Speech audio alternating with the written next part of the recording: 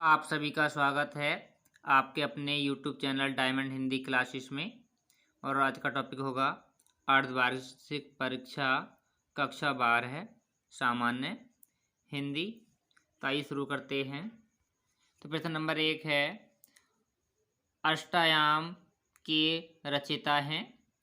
तो option number पहला है गोकुलनाथ, फिर है बल्लभाचार्य, फिर हैं नाभादास और तुलसीदास।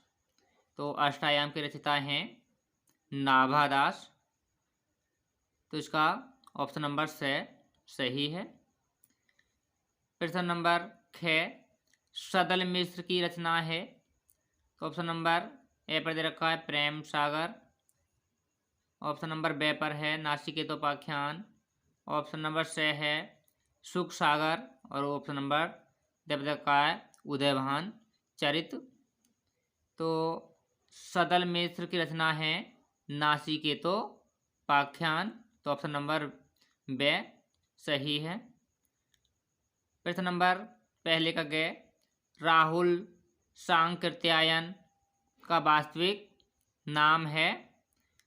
तो ऑप्शन नंबर ए पर है Sudama Prasad Pandey, option number B Vasudev Singh, option number C Baidyanath Singh, option number D Kedarnath Pandey. तो राहुल सांकृत्यायन का वास्तविक नाम था केदारनाथ पांडे, तो ऑप्शन नंबर द सही है।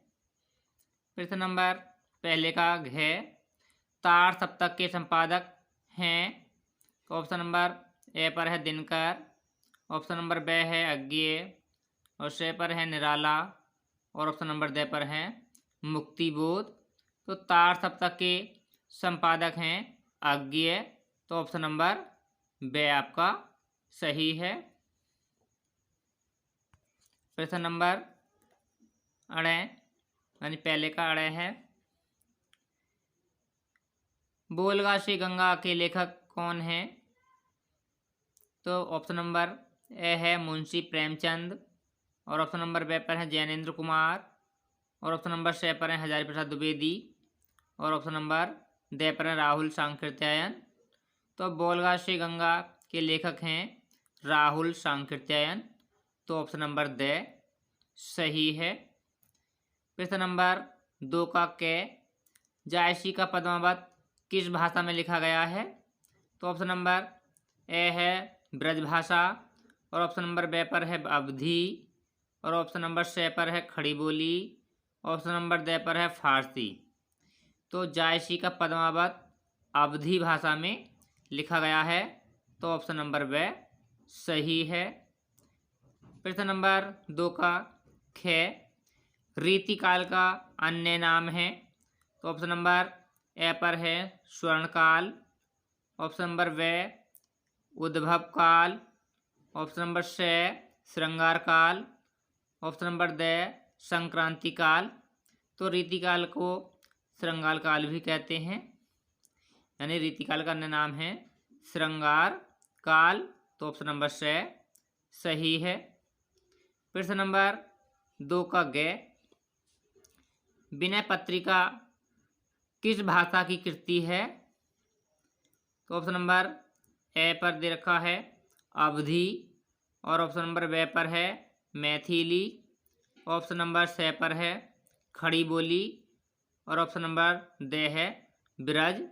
तो विनय पत्रिका ब्रज भाषा में लिखा गया है, तो ये ऑप्शन नंबर दे सही है। प्रश्न नंबर 2 का घे, आधुनिक युग की मीरा है। तो number A Mahadev Verma, number B Subhadra Kumari Chauhan, number C Sumitra Kumari Chauhan, option number D इनमें से कोई नहीं। तो आधुनिक युग की मीरा हैं महादेवी वर्मा, तो ऑप्शन नंबर ए सही है। प्रश्न नंबर 2 का डे, कठिन काव्य का प्रेत कहा जाता है। तो ऑप्शन नंबर ए पर है घनानंद को, बे पर है भूषण को, ऑप्शन नंबर से केशव को, ऑप्शन नंबर दे पद्माकर को, तो कठिन काव्य का प्रेत कहा जाता है केशव को। तो ऑप्शन नंबर से सही है। प्रश्न नंबर 3, दिए गए गद्यांश पर आधारित प्रश्नों को उत्तर दीजिए। तो गद्यांश है, पुष्पित अशोक को देखकर मेरा मन उदास हो जाता है, इसलिए नहीं कि सुंदर वस्तुओं को हतभाग्य समझने में मुझे कोई विशेष रस मिलता है। कुछ लोगों को मिलता है, वे बहुत दूरदर्शी होते हैं। जो भी सामने पड़ गया उसके जीवन के अंतिम मुहूर्त तक का हिसाब वे लोग लेते हैं। मेरी दृष्टि इतनी दूर तक नहीं जाती, फिर भी मेरा मन इस फूल को देखकर उदास हो जाता है। असली कारण तो मेरे अंतर्यामी ही जानते होंगे। कुछ थोड़ा सा मैं भी अनुमान कर सकता हूँ। यह गद्यांश अशोक के फूल नामक पाठ से लिया गया है और इसके लेखक हजारी प्रसाद द्विवेदी हैं। प्रश्न नंबर 4 देखेंगे। प्रश्न नंबर 4 है, दिए गए पद्यांश पर आधारित निम्नलिखित प्रश्नों के उत्तर दीजिए। तो पद्यांश है, तदंतर बैठी सभा कुटज के आगे, नीले बितान के तले दीप बहु जागे, टकटकी लगाए नैन स्वरों के थे वे, परिणाम उत्सुक उन भयातुरों के थे वे, उत्फुल्ल करौंदी कुंज वायु रह रहकर, करती थी सबको पुलक पूर्ण मह मह कर। वह चंद्रलोक था कहाँ चांदनी वैसी, प्रभु बोले गिरा गंभीर नीर निधि जैसी। तो यह पद्यांश केकई का अनुताप नामक पाठ से लिया गया है और इसके रचयिता मैथिली शरण गुप्त जी हैं। प्रश्न नंबर 5, निम्नलिखित में से किसी एक का साहित्यिक परिचय देते हुए उनकी रचनाओं का उल्लेख कीजिए।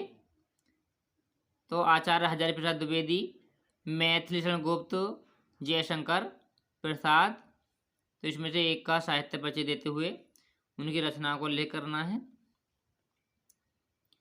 प्रश्न नंबर 6, पंचलाइट अथवा ध्रुव यात्रा का सारांश अपने शब्दों में लिखिए। तो इसमें से पंचलाइट या ध्रुव यात्रा कहानी का सारांश अपने शब्दों में लिखना है। प्रश्न नंबर 7, आलोक व्रत खंड काव्य के आधार पर पंचम अथवा षष्ठ सर्ग की कथा का सारांश अपने शब्दों में लिखिए। तो आलोक व्रत खंड काव्य सहारनपुर, अलीगढ़, इलाहाबाद, फर्रुखाबाद, मैनपुरी, सीतापुर, मिर्ज़ापुर, सोनभद्र जनपदों के लिए मान्य है। और जो विद्यार्थी मुरादाबाद, संभल, अमरोहा, कानपुर देहात, जौनपुर, फैजाबाद, अम्बेडकर नगर, एटा, ललितपुर जनपदों के हैं, उनके लिए मुक्ति यज्ञ खंड काव्य करना है इसकी जगह। तो मुक्ति यज्ञ खंड काव्य के जो सर्ग हैं उनका सारांश लिखना है इसमें। और प्रश्न नंबर 8, निम्नलिखित अवतरण का संदर्भ सहित हिंदी में अनुवाद कीजिए। तो गद्यांश है, संस्कृत साहित्य से आदि कवि वाल्मीकि, महर्षि व्यास, कवि कुलगुरु कालिदास है, अन्य च भाव भारवी भवभत्यादयो महाकविया स्वीके ग्रंथ रत्ने अद्यापि पाठकानां हृदय विराजन्ते, यं भाषा अस्माभिः मात्र समं सम्माननीय वंदनीया च, यतो भारत मात्र स्वतंत्रं गौरवम् अखंडतम सांस्कृतिक मे त्वच संस्कृते नेव सुरक्षितम शक्यन्ते। तो इसका संदर्भ लिखेंगे। प्रस्तुत गद्यांश हमारी पाठ्य पुस्तक हिंदी संस्कृत खंड के, या फिर लिख सकते हैं संस्कृत दिग्दर्शिका के संस्कृत भाषाया महत्तम पाठ से लिया गया है। इसका हिंदी अनुवाद करेंगे।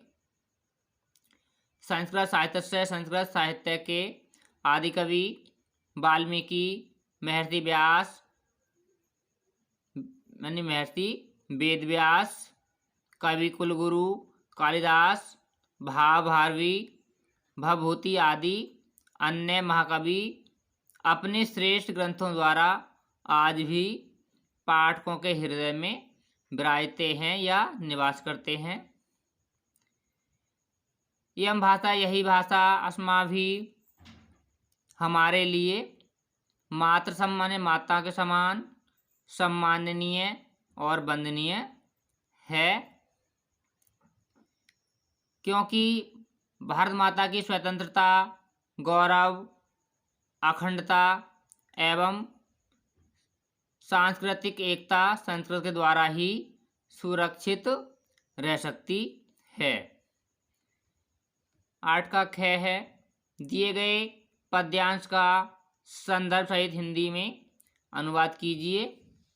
8 का ख, दिए गए पद्यांश का संदर्भ सहित हिंदी अनुवाद कीजिए। पद्यांश है, न मे रोचते भद्रम उल्लूकस्याभिषेचनम अक्रुद्धस्य मुखम पश्य कथम क्रुद्धो भविष्यति। तो इसका संदर्भ लिखेंगे। प्रस्तुत पद्यांश हमारी पाठ्य पुस्तक हिंदी संस्कृत खंड के जातक कथा के उल्लूक जातकम पाठ से लिया गया है। इसका हिंदी बात करेंगे। न मे रोचते भद्रम, न माने नहीं, मैं माने मुझको, रोचते माने अच्छा लगता, भद्रम माने भद्र भाइयों, उल्लूकस्य अभिषेचनम उल्लू को राजा बनाना, यानी आपका उल्लू को राजा बनाना मुझे अच्छा नहीं लगता। एक क्रुद्ध से यानी खुश होकर या खुश समय में, एक क्रुद्ध माने क्रोध में न होकर यानी खुश समय में यानी खुश होने पर, मुखम पश्यत माने मुख को देखो, कथयम माने कैसा, क्रोधम माने होगा यानी क्रोध के समय कैसा होगा, भविष्यवती माने भविष्य में कैसा होगा, यानी खुश होने पर इसके मुख को देखो, क्रोध होने पर यह कैसे होगा या कैसा लगेगा। प्रश्न नंबर 9, निम्नलिखित मुहावरों और लोकोक्तियों में किसी एक का अर्थ लिखते हुए वाक्यों में प्रयोग कीजिए। तो क है आपका यानी 9 का क, अपना हाथ जगन्नाथ, और ख है अंगूठा दिखाना। तो इसमें से किसी एक का अर्थ लिखते हुए वाक्य में प्रयोग करना है, यानी स्वावलंबी होना। रमेश मोटरसाइकिल का अच्छा मिस्त्री है, इसलिए उसका हाथ जगन्नाथ है। नंबर 2 यानी ख पर है अंगूठा दिखाना, तो इसका अर्थ है स्पष्ट मना कर देना। वाक्य में प्रयोग लिखेंगे।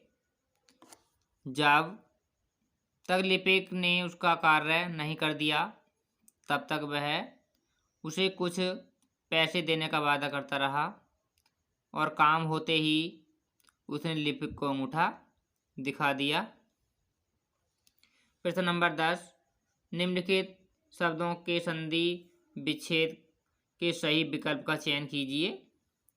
तो पहला है महोदय का संधि विच्छेद होगा, तो महोदय का संधि विच्छेद होगा महा प्लस उदय, तो ऑप्शन नंबर ब सही है। फिर है प्रत्युत्तरम का संधि विच्छेद होगा, तो इसका होगा प्रीति प्लस उत्तरम, तो ऑप्शन नंबर द सही है।